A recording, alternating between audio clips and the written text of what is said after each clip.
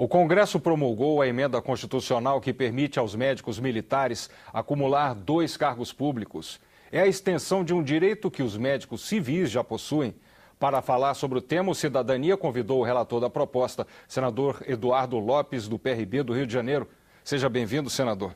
Obrigado, eu agradeço a oportunidade e espero trazer para o nosso povo, para o povo brasileiro, esclarecimentos também, mais informações a esse respeito, porque é um assunto realmente importante para o país.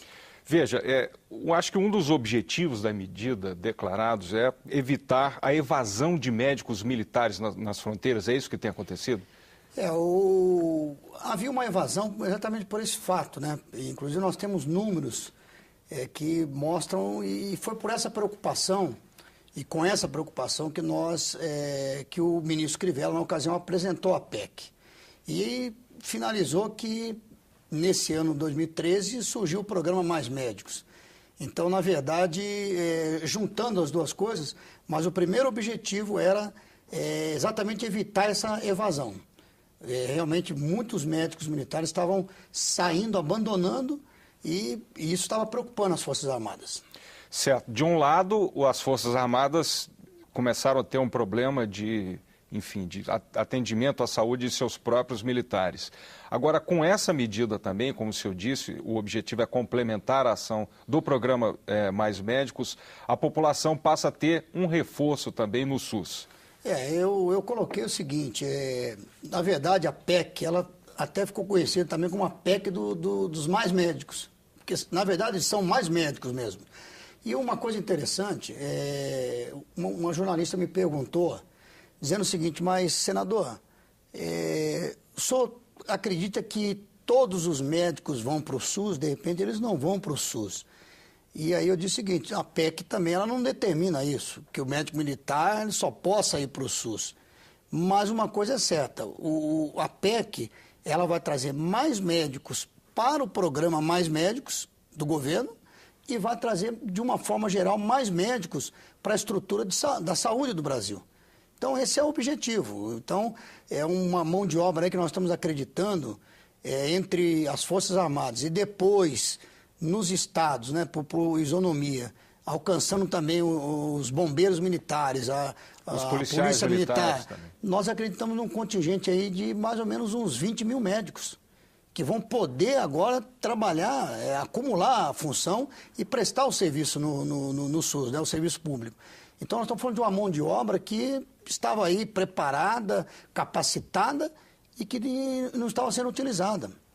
Inclusive, um ponto que me chamou muita atenção quando eu comecei a estudar a PEC, a montar o relatório da PEC, foi a questão do militar reformado. Com 55 anos... que é o limite dele para a reforma, ele não podia mais exercer a profissão. Então, eu fiquei pensando, imagine um médico com 55 anos, quanto ele pode fazer ainda? Quantos anos ele tem de serviço pela frente? Nós temos médicos aí com 70 anos operando, cirurgião, neurocirurgiões, inclusive, quer dizer, com 70 anos aí trabalhando. E o médico militar não podia fazer isso. Então, a PEC também, nesse sentido, ela contribui muito. Porque agora o médico também reformado, ele vai poder também trabalhar. Agora, uma dúvida que me ocorreu é se esses médicos militares poderão atuar no Mais Médicos. Isso não, porque eu acho que o Mais Médicos é dedicação integral. Não, vai. Pode atuar no Mais Médicos sim, também? Porque é no sistema SUS. Eles vão poder, inclusive, a PEC foi apresentada em 2011, E ela, como foi citado até ontem na promulgação, de certa forma ela estava ali adormecida, dentro do trâmite legislativo normal. Mas um pouco antes mesmo do programa Mais Médicos, eu comecei a trabalhar ela. Mesmo não tinha ainda o programa Mais Médicos.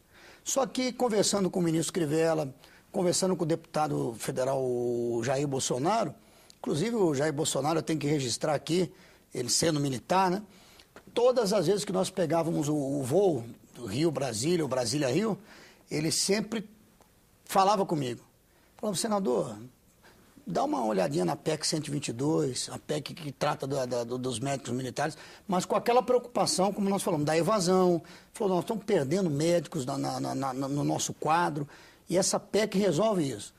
Toda vez ele me pedia isso. E o ministro também, olha, tem uma PEC lá, o ministro também que tem origem também, serviu por 8 anos, né, o nosso ministro Crivella. Então eu comecei a andar com o processo na CCJ. Inclusive, nós votamos na CCJ. Foi quando começou o movimento do Mais Médicos, nós aprovamos na CCJ o meu relatório. E numa reunião de líderes, né, uma reunião com a presidenta Dilma, inclusive com o ministro Padilha também, com a ministra Gleisi, com a Ideli, o assunto era o Mais Médicos. Estava tendo aquelas críticas, aquela coisa toda, estavam tentando, né, os ajustes. Então teve uma reunião de líderes, e nessa reunião de líderes, o líder do governo comentou com a presidenta e disse o seguinte: presidente, inclusive, o senador Eduardo Lopes, ele está relatando uma PEC do Crivella, que eu creio que pode ajudar muito o programa Mais Médicos. E aí a presidente perguntou para mim, o que é, o Lopes, você tem uma PEC, você vai apresentar uma PEC, você já tem? Eu falei, presidenta, não só eu já tenho a PEC pronta, como ela já foi votada na CCJ. Nós já aprovamos, acho que 1 semana ou 2 semanas antes dessa reunião, nós já aprovamos a PEC na CCJ e ela está pronta para o plenário, presidenta.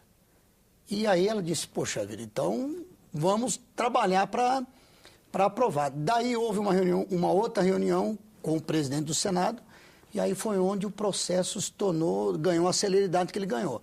Por quê? Porque ele foi visto principalmente nesse ponto, dele realmente ajudar o programa Mais Médicos. E falando sobre o programa Mais Médicos, é um programa que tem algumas polêmicas aí, houve a deserção de 2 médicos cubanos, há uma investigação do Ministério Público sobre a questão do salário, ou seja, o princípio da isonomia salarial. Exatamente. Estariam ganham menos do que os médicos de outras nacionalidades. Como é que o senhor vê o programa? Olha, o programa é bom, na sua amplitude. E aí eu volto à questão do médico militar, porque eu vi um dado ontem, essas 2 deserções, né, de cubanos, mas também temos aí, parece que em torno de 32 abandonos já do programa Mais Médico. Não sei se mais cubanos, mas 2 cubanos mais recentes, né? Então são 32 abandonos. Então eu creio que não podemos olhar isso como uma tendência. Vamos dizer, será que vai acontecer mais isso? Será que alguns médicos já vieram pensando nisso, da parte dos cubanos? Será que já havia alguma premeditação com respeito a isso? Vamos ver como é que vai caminhar isso. Porque são 2 deserções dos cubanos. A gente não sabe se esse processo pode se alastrar. Alguns abandonos, quer dizer, alguns médicos, de repente, foram para uma cidade do interior, chegou lá, não se adaptou, não consegue viver ali e abandonou. Porque essa é a nossa grande deficiência. Na verdade, o número de médicos, na média que a Organização Mundial de Saúde exige, no Brasil ela é superior, na média. O Brasil tem uma média de 1,95 médicos por 1.000 habitantes. É maior do que a média exigida pela OMS. Mas a distribuição é que é ruim, a concentração porque nós temos 6 estados, que é Rio de Janeiro, São Paulo, Minas Gerais, Espírito Santo, Porto Alegre, e que são acima da média nacional. Por exemplo, o Rio de Janeiro tem 3,57 médicos por 1.000 habitantes. São Paulo tem 2,50 alguma coisa. Brasília, o DF, tem mais de 4 médicos por 1.000 habitantes. Mas é a distribuição. E com a questão do médico militar, você pega exatamente o ponto. Porque o médico militar ele já está nos rincões. Eles já estão nos postos de fronteira. Eu já visitei, eu visitei 3 PEFs no Amazonas, né, na Cabeça do Cachorro foi um deles, no Pico da Neblina outro. Então o médico está ali. E o médico militar ele tem o tempo de serviço dele ali, o oficial ele tem um tempo de serviço dele ali. Eu queria perguntar, a jornada de trabalho deles, como é que fica?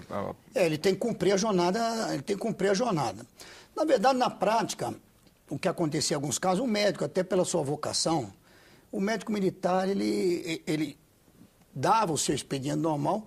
É claro que de repente, fora do expediente, ele até atendia também, numa emergência vai deixar a pessoa... Ele tem a vocação dele, tem o voto dele, né? Mas com a PEC, então ele vai poder agora acumular função, isso vai melhorar também o rendimento dele, porque ele vai ter o seu rendimento no SUS. E aquela questão de vai para o SUS ou não é mais vantagem ele abrir um consultório particular? Se você pensar num grande centro, tudo bem. Mas, por exemplo, você está lá na cidade do Amazonas. Para o próprio médico militar, ele tem um tempo também que ele vai ficar ali. Não é vantagem ele abrir um consultório, não, ele tem uma estrutura do SUS onde ele pode trabalhar. Agora, a PEC, fica bem claro, ele tem que cumprir a carga horária dele no serviço militar, tem que ser sempre a primeira opção, e depois ele cumpre o horário no SUS. Tá. Esses médicos, como os médicos estrangeiros também, o papel primordial deles nessas localidades, nos grotões, enfim, no interior do país, é a atenção básica à saúde. Isso. Mas há uma questão que é a falta, o senhor tocou, a questão da estrutura. Os médicos também precisam de estrutura, né?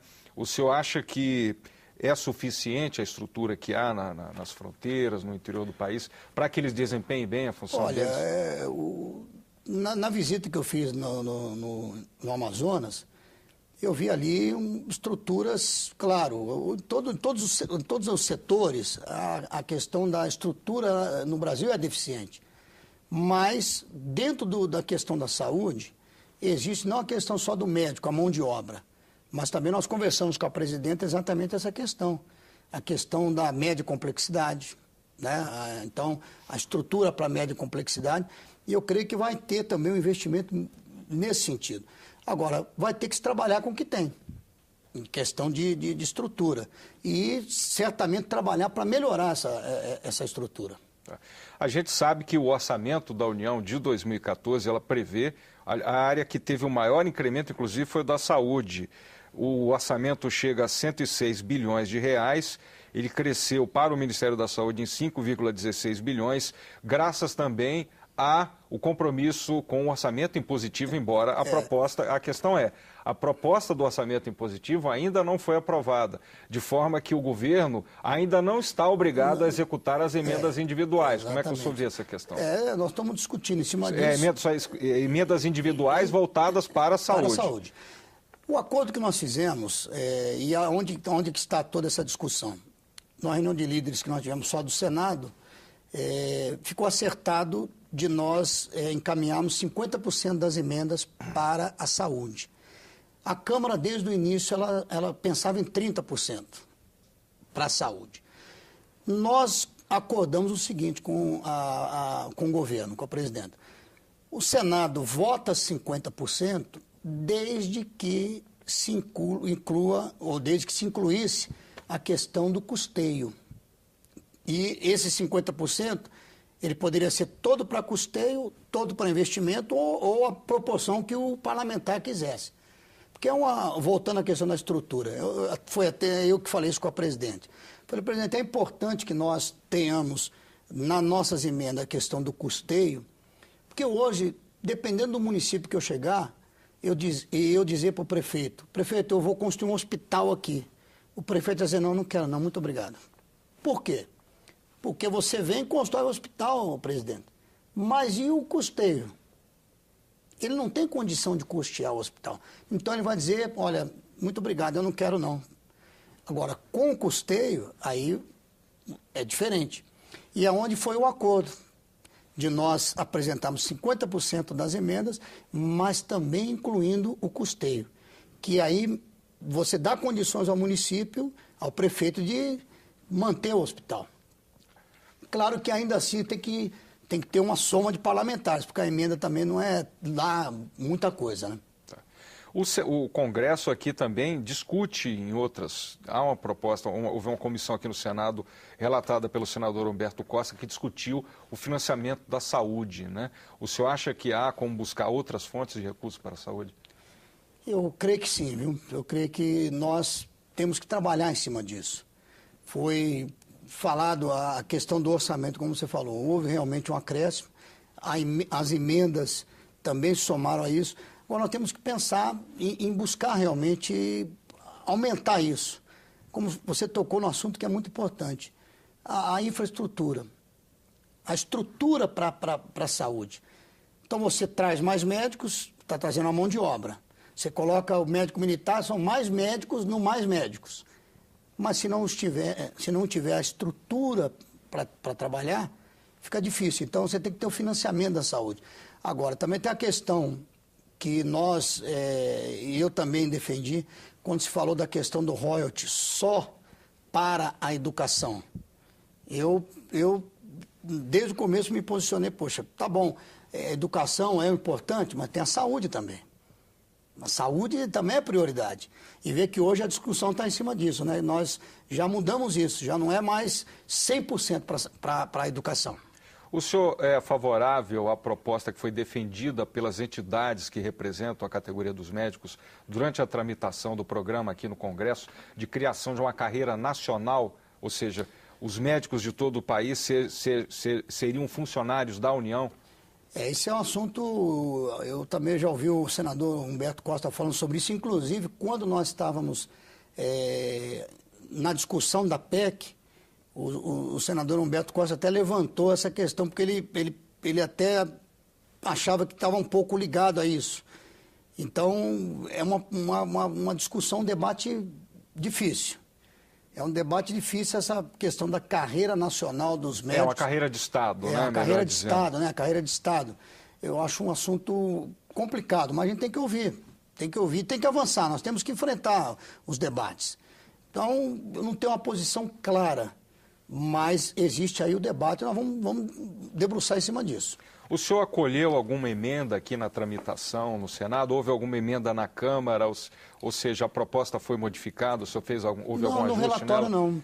Não. O que nós conversamos, eu conversei com as Forças Armadas, tivemos a conversa com as Forças Armadas e alguma alteração que foi feita já foi acordando com as próprias Forças Armadas. E quando foi para a CCJ e plenário não houve nenhuma alteração. O relatório foi aceito completo. Tá. Qual é o estado, assim, nós sabemos que o Brasil tem 16 mil quilômetros de fronteiras terrestres, né? O senhor tem uma informação de qual estado que será mais beneficiado com ou seja, a possibilidade de acúmulo de cargos públicos pelos médicos militares? O norte, né? Com certeza o Amazonas. O estado do Amazonas tem a maior fronteira, né? Tem a maior extensão de fronteira. Mas, sem dúvida, o norte, né? O norte ele vai ser o maior beneficiado. E é onde está a parte mais longínqua, onde está realmente mais assistido. Muitos desses municípios não tem nenhum médico, nunca tiveram. Exato. Enquanto você tem a média, né, no estado, como nós falamos, e inclusive esses 6 estados, incluindo o DF aqui, eles puxam a média nacional muito para cima. Quer dizer, até faço um paralelo agora também com a região norte. Até por dados aí no assunto correlato. Você tem, por exemplo, o ministro da Pesca falou o seguinte: qual a média de consumo de peixe do brasileiro? Está bem abaixo, mas chega em 10, 12 quilos. Só que o norte, na verdade, a parte sudeste, o consumo é muito pequeno, mas o norte puxa a média para cima. No caso dos mais médicos, é o contrário, né? Então, você pega esses 6 estados que puxa a média para 1,95, como nós falamos. Mas você vai lá no norte, na maioria dos municípios, ou em grande parte dos municípios, não chega a ter um médico sequer. Então, você vê o contraste, né? E mesmo sem estrutura, eles podem fazer a diferença? Ou seja, uma simples consulta já resolve muita coisa? Seria, como falou, né, o atendimento básico, né? Seria aquele atendimento básico, geral, eu creio que contribui. Mas volto ao ponto que você citou, que é muito importante. Não adianta só a mão de obra. Nós temos que trabalhar na questão da estrutura da saúde no país. O médico militar, ele sendo transferido, porque os militares trabalham em rotatividade, mas tem sempre alguém para ocupar, ou seja, a população não vai... As Forças Armadas já têm o seu sistema, né, que funciona há quanto tempo. Então, o oficial, o médico, ele tem um tempo que ele vai ficar ali. Só que a saída dele nunca fica descoberta. Então, ele já tem os novos oficiais se formando, já tem novos que vão ser encaminhados. Então, o sistema nas Forças Armadas ele já funciona. Ele só está sendo incorporado agora à questão do serviço público. Mas o sistema funciona e creio que funciona muito bem. Ainda com o acúmulo de cargos, ou seja, o médico podendo ter 2 empregos, o salário ainda, quer dizer, será atrativo para eles? Eu creio que pode não ser um salário que ele possa dizer como excelente, maravilhoso, mas é um complemento. É um complemento. E como nós falamos, no dia a dia, nesses locais mais distantes, o militar acabava fazendo esse trabalho e sem nenhum vencimento, sem nenhum rendimento. Quer dizer, era aquela questão voluntária, aquela questão da vocação dele, que ele não deixava de atender uma urgência, uma necessidade. Então, pode não ser o maravilhoso, mas é um complemento. E, claro, tudo que complementa vai ajudá-lo, né? Bem, uma última questão sobre a segurança das fronteiras, já que a gente falou de médicos militares, né? Segundo dados do Ministério da Justiça, foram empenhados em 2013 295 milhões de reais para a segurança dos mais de 16 mil quilômetros de fronteiras terrestres, né? Em 2012, o gasto foi maior, 361 milhões. Não é pouco, considerando as necessidades de defesa e de combate à criminalidade que passam pelo controle de armas e drogas pelas fronteiras? Realmente, analisando pela extensão, né, por toda a situação, realmente não é grande coisa, vamos dizer assim. Eu estive no final do ano, estivemos lá no comando aqui do Exército, eles apresentaram os projetos dele de segurança para a fronteira, colocaram ali as suas necessidades, né, em termos financeiros. Realmente, a necessidade é muito maior. Mas eu, quando estive nas fronteiras, eu pude observar o seguinte, não é exatamente como a maioria das pessoas pensam. Porque as pessoas têm aquela ideia também de que parece que não há muita segurança. Mas o sistema ele é bom. O sistema, quando você começa a conhecer ele melhor, você pensa, poxa, eu pensei que estava mais desguarnecido. Não está, nós temos os PFs, podemos aumentá-los. Realmente 16 mil quilômetros é uma área muito grande. E o orçamento aí, temos que trabalhar também para aumentar esse orçamento, para que possamos fazer. O Exército tem muitos projetos, agora nós temos que realmente crescer o orçamento. Bem, essa foi a penúltima pergunta. E a última pergunta, que é a sua proposta para estender aos militares a possibilidade de acúmulo de cargos públicos também, sendo professores, que direito que os civis, professores civis já têm também. Foi, inclusive, ontem, na promulgação, no dia da promulgação da PEC, o presidente comentou sobre isso, o presidente Renan Calheiros, que da mesma forma como foi essa PEC trouxe esse alcance social, né, essa PEC tão importante da questão dos médicos militares, ele comentou que me deu até o encargo. Falou assim, olha, eu gostaria até que o senador Eduardo Lopes, na mesma linha, apresentasse e estendesse também para os profissionais na área de educação, os profissionais da área de educação militares. E dali mesmo, da mesa, eu já preparei a PEC, porque, na verdade, usamos a base do que é para o médico, para o profissional de educação. Então, praticamente, a PEC estava pronta. Eu só fiz as mudanças, já colhemos as assinaturas, já entramos já apresentamos a PEC ontem, e aí eu sou o autor e o presidente Renan Calheiros é o primeiro signatário da nova PEC aí, que vai estender aos profissionais da educação militares o mesmo benefício. Senador, muito obrigado por essa entrevista. O Cidadania conversou com o senador Eduardo Lopes, relator da emenda constitucional que estende aos médicos militares o direito de acumular 2 cargos públicos. Mande suas críticas e sugestões para 0800 61 2211 ou para www.senado.leg.br senado.leg.br/TV. Nesse mesmo endereço você pode baixar qualquer programa da TV Senado. Obrigado pela audiência e até o próximo Cidadania.